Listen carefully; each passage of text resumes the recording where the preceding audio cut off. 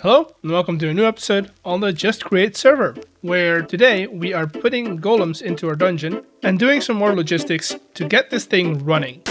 Alright, so last time I ended with doing all of those guys right there, and I also said, or at least I asked you guys for ideas to get golems into this chamber. So I saw a lot of comments saying you should do an iron farm a couple of blocks away, and instead of killing the golems, you should just travel them by water or by any other means, fans I've even seen. But there is a way to make this a lot easier. We can just build the iron farm right on top of it and drop them down. So what I'm gonna do is I'm gonna build a farm. It's a design by Wattles. I'll put the link in the description below.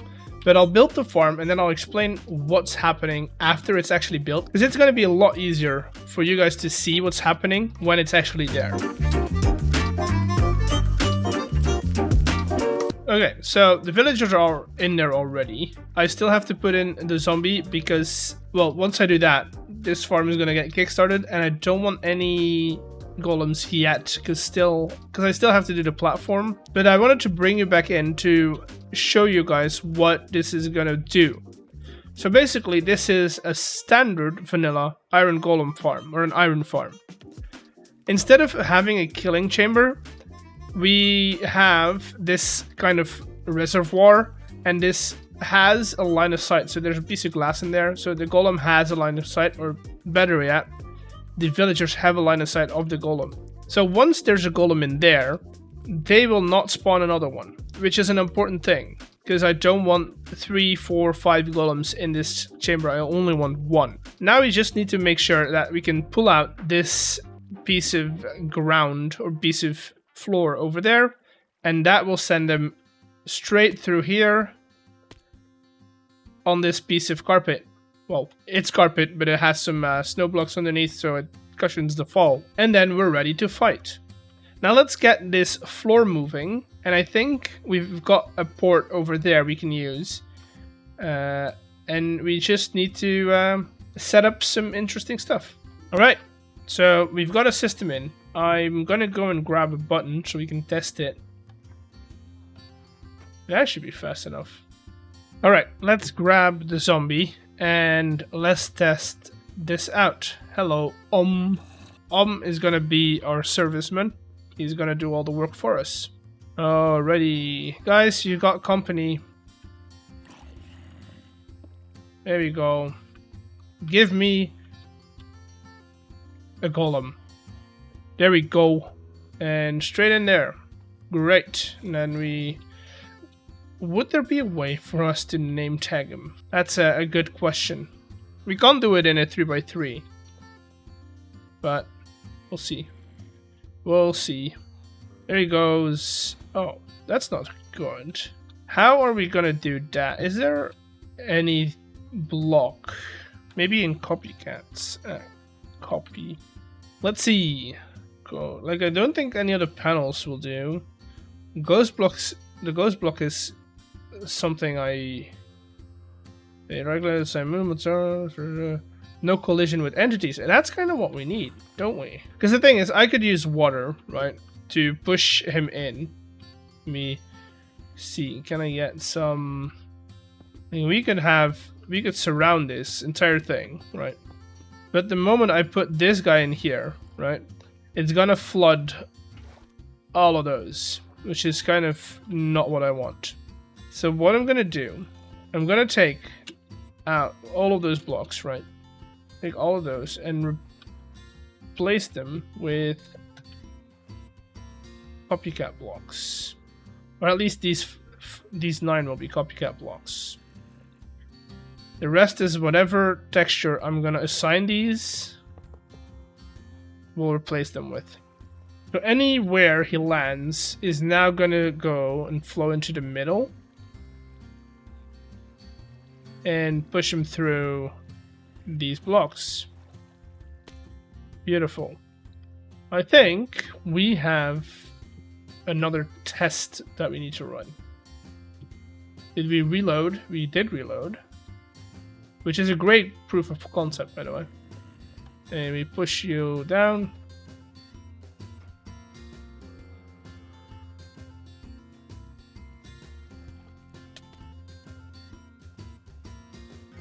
All right. That's that. Now, we do need a gate, and then I want to time that release basically with the gate opening, so that when the gates open, you see them falling down. Now we need another gate over here. Probably gonna push it up from down here to stop us from coming over here. Basically, we're gonna be locked with this guy. Oh god. He's getting closer. He's getting closer. He's getting closer. And this is with a diamond sword. Like, they're only gonna have an iron sword. This is gonna be a challenge and a half. It's stressy for sure. I think this is a great proof of concept. I like it a lot. And I will be working on those gates for now. And I'll figure out a way to time everything together. Okay, I have everything set up so that it is timed. There's no real way to time it perfectly because the water is not always as reliable as it is otherwise. But if we put this on, this guy goes open. It also automatically closes, but we should see some feet poking around right there. This should close in like 10 seconds right there. And then this guy is ready to fight, right? He's got 100 health, and we can fight him. He's gonna attack us back if we want him to.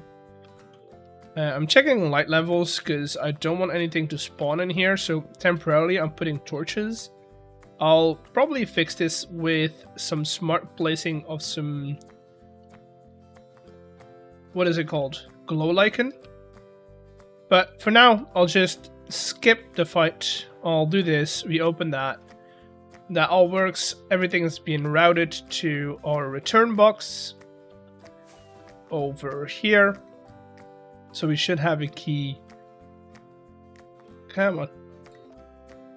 We should have a key in here and a piece of iron. The iron's on its way. Apparently the key is not. Oh, we already have a key. And a piece of iron. Come on. There we go. We will have to figure out a way to kind of set this up so that we always send back to here and then it sorts it out perfectly. But for now, I'm gonna go back to spawn because all the other loot that they get to keep, I want to send to spawn and I need a building for it. I've already collected everything we need because, I don't know, collecting stuff is a bit boring on video, so we did it on a live stream. And I'm gonna get the building in real quick, or at least the bottom floor and the basement, because that is the most important part. And then we'll get to why we're building it here.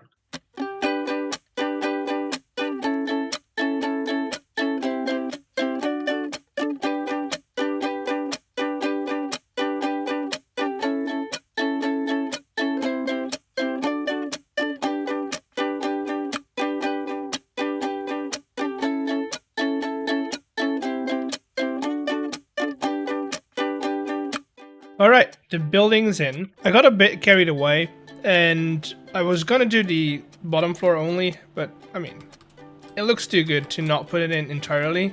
And let's go and take a look at the basement. This is gonna be our vaults, right? Every player on the dungeon is gonna get one of these assigned to them, so they'll put their key on here and the door is gonna open up. I haven't put the doors in because I want to be able to get in quickly. And each of them is gonna have a vault like this. How are we going to make this work is we can access these vaults from the back.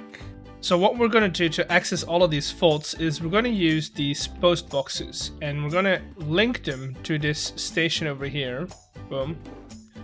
I'll give them a name later, but for now this will do the trick.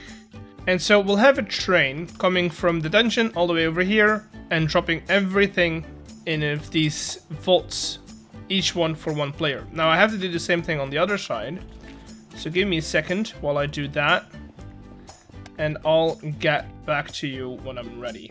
So I have everything in place except for the actual systems, but as you can see, I've put down some track over here. It's going around the building. But I need to meet up with Mr. Beerstone. I think he's on. Yes, he's on. Spotted.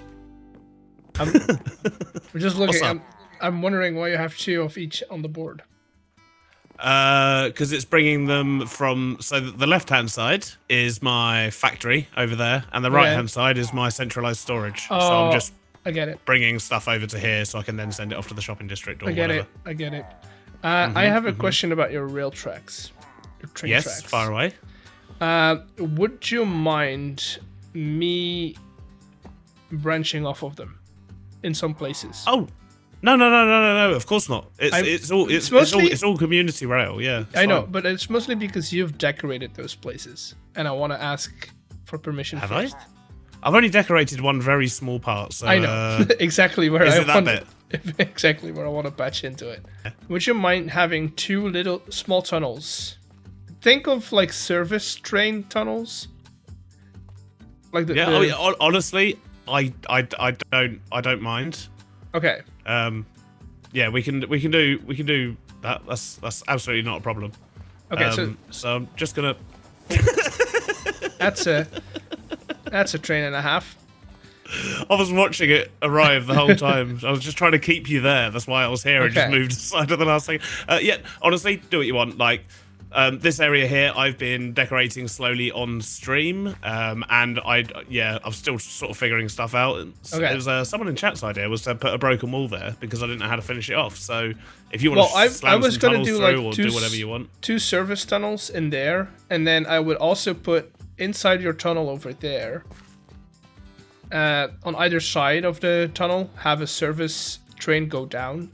And does it essentially want to come out of that tunnel, use this bit of track, and then go into this wall? Is that the idea? Yeah, honestly, absolutely fine.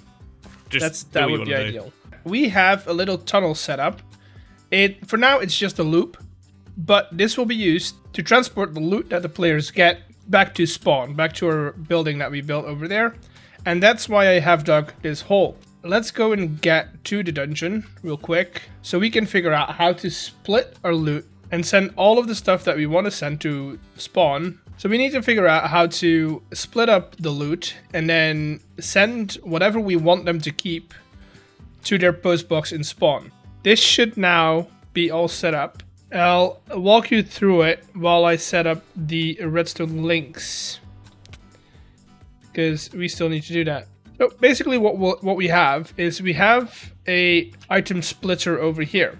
We're going to filter the loot that they can keep over here, and the rest of the items is going to go down the other way. This will be sent back to our return over there to be sorted back into their respective vaults.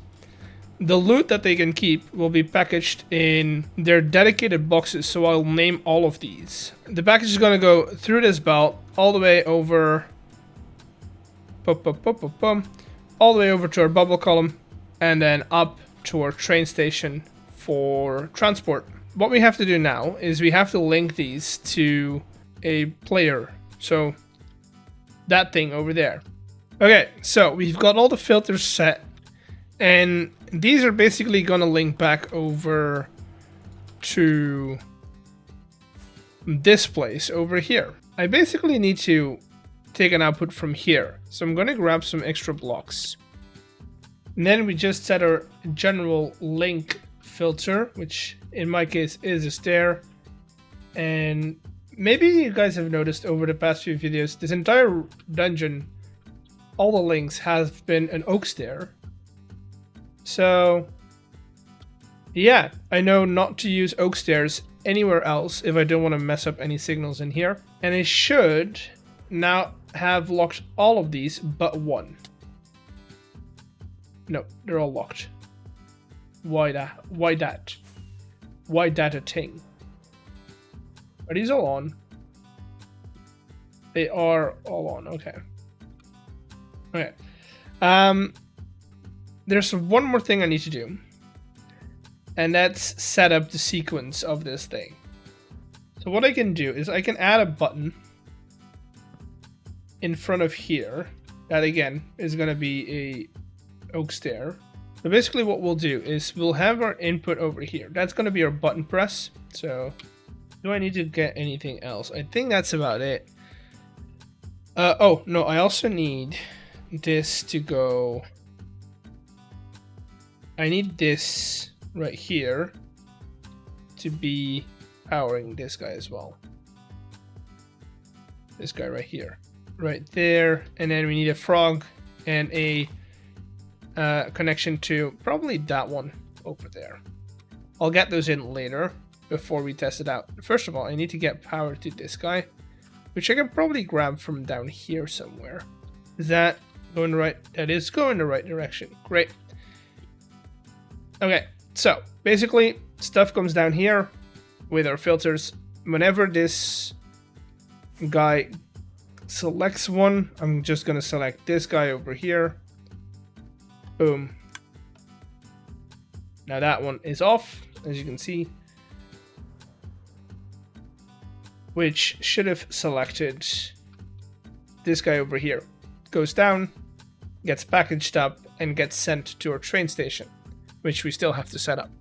Yeah, that's about it, really. I'll clean it up a little bit. I'll get all the stuff in, and I'll see you all back to get our station in. So I set up a belt loop that takes all the items from the return vault and sends them through all the other vaults.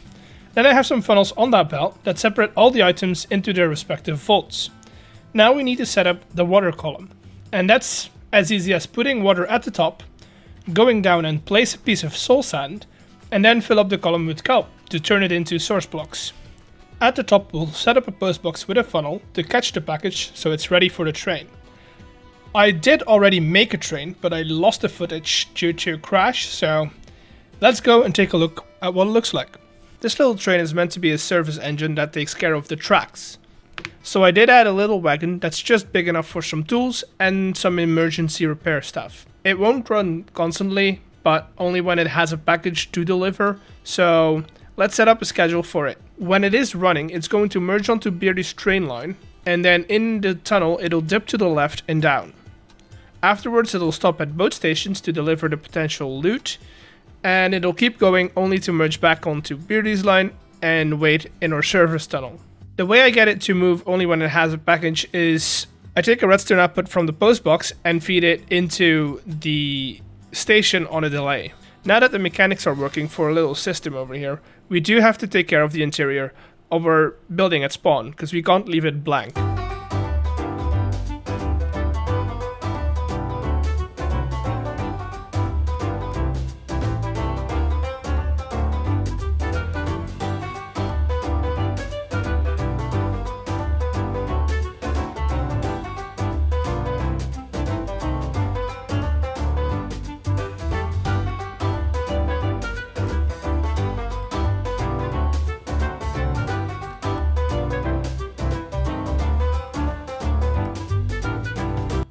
Okay, I have a design, and we have a little bit of an interior in here. It's nothing much, but basically this is a publishing company. We will have our main editor sitting right here. He's working. Our writers are in their cubicles, and then we've got the printing team with their press that's doing all the printing. And then, of course, we do have a meeting room right over here. Right, I got some classic whiteboards, or blackboards I should say. I also made the first edition of The Cog and Quill, which is going to be our newspaper that we're going to keep up with. And yeah, the simple thing is making the newspaper. Writing the story is not that simple, so I do want to ask you guys for help. So if you want to have your story put into this newspaper, you can scan this QR code, or in the Discord from the Just Create server, there'll be a link to a Google form that you can fill in and write a story for the newspaper. So yeah, it'd be great if you guys would help me out. If you don't want to, that's your choice, that's fine. But I just want to get some different perspectives on what's going on the server. So yeah, this edition will be found in the Discord as well. So if you want to read it in high definition, you can. And I hope the server mates will buy it. It's 1 diamond for an edition, and they can buy it off our little newspaper boy right here. To get away from this building, I did get the request from someone for the diamond as well, from someone on the server, that they want to be able to bulk dye even more. And so I'm going to do a quick time lapse, probably to end this video, of an edition that we can put up on this building to bulk dye shulkers worths of stuff. So instead of doing 1 stack at a time, you can do 27 stacks at a time. But yeah, that's going to be a little time lapse at the end of this video. I hope you've enjoyed it. I sure did. We got a lot of work done, and I think next episode depends on how good the testing is and how well we get some testing done. But we're basically done with the dungeon. We just have to do the entrance and some decoration, but the workings and the mechanics of the dungeon should be done. But yeah, if you've enjoyed this video, subscribe and like the video, and I'll see you all in the next one. Bye!